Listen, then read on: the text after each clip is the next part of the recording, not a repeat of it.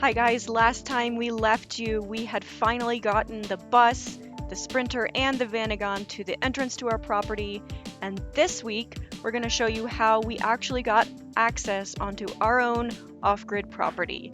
And that started with having a friend clear out some of the sagebrush so we would be able to pull in all our vehicles.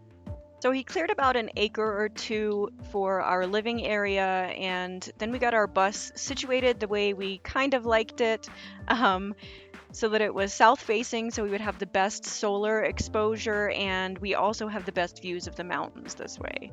And here is how we ended up positioning everything. You can see a little dust tornado there in the background. But we're kind of situated in a little valley between two rolling hills for privacy and all that good stuff.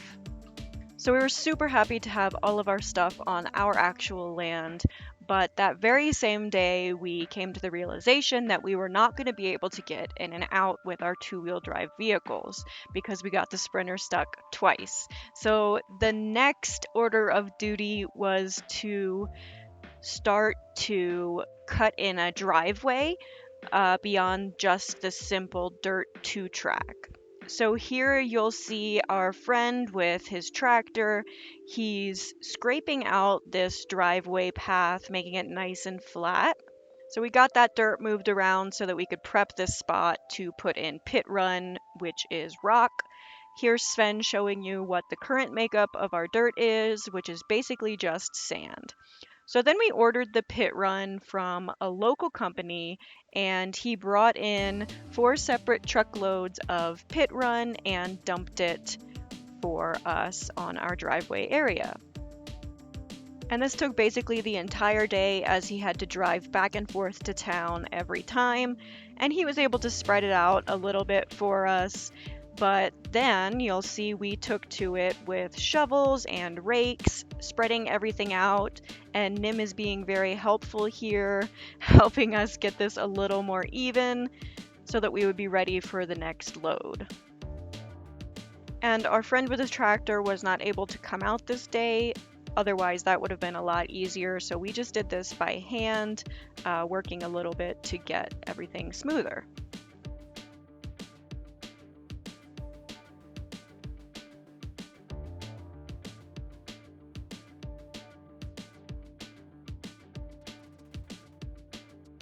So we filled in the gaps while the driver was picking up his loads with raking and shoveling the previous load of pit run into our driveway.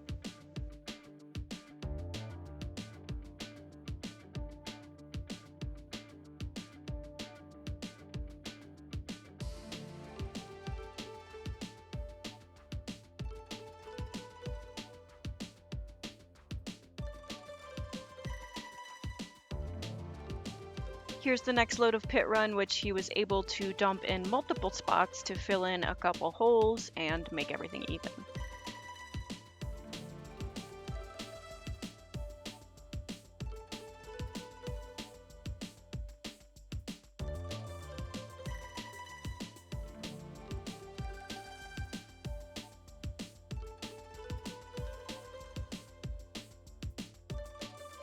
The next day we finally got the tractor back out to smooth and scrape down our driveway and also pack down the gravel so that our tires wouldn't spin on it when we tried to drive out. And we also had him at this time level a spot in front of the bus for us to put up our temporary garage so that we could start to move all of our stuff out of the bus, put it into this temporary garage, and start living in the bus, because at this time we were still living in the Sprinter van, which is very small for 2 humans, 2 dogs, and 1 cat.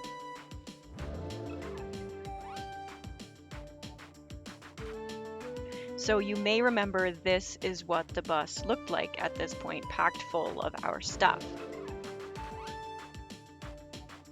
So once this nice spot was leveled, we put down our tarp and started working on putting up the garage, which is a Harbor Freight temporary garage.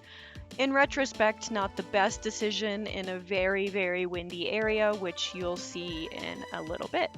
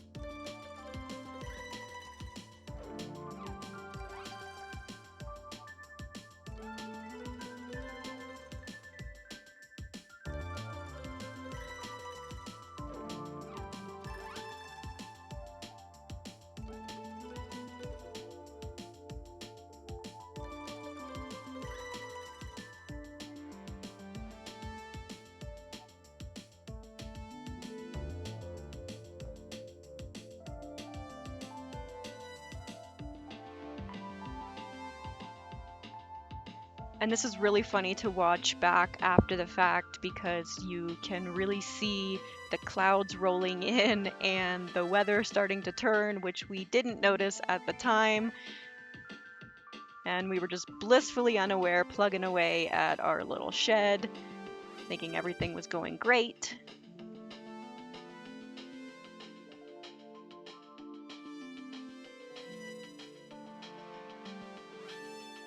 And as soon as we put on the big tarp, that's when the wind hit. And we spent a few minutes just standing there, anchoring down the tarp, making sure everything that we had just done didn't blow away. So, because of this turn in the weather, we decided to take a pause here for the day and we took all the tarps off and left the structure standing so it wouldn't catch in the wind, but we wouldn't have to start completely over, and decided to look at it again in the morning when it was hopefully less windy.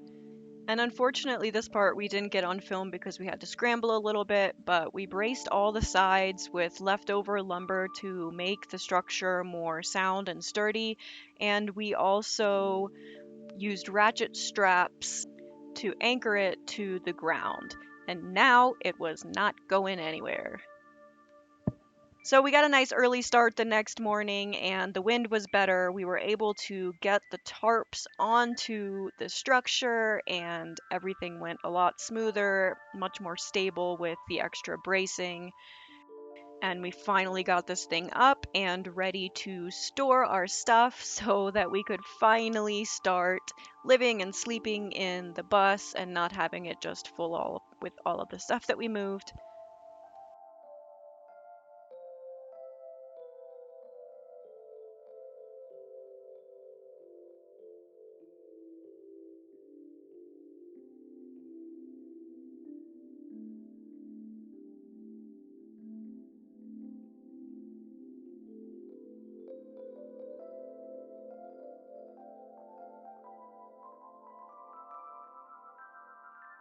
So this really helped our stress levels a lot. And next time we see you guys, we're going to continue on this path. We're going to take out all of our wooden shelves that are inside the bus, put them into the shed, and start moving all of our stuff and get the bus situated for us to be able to live in it finally. We'll see you then.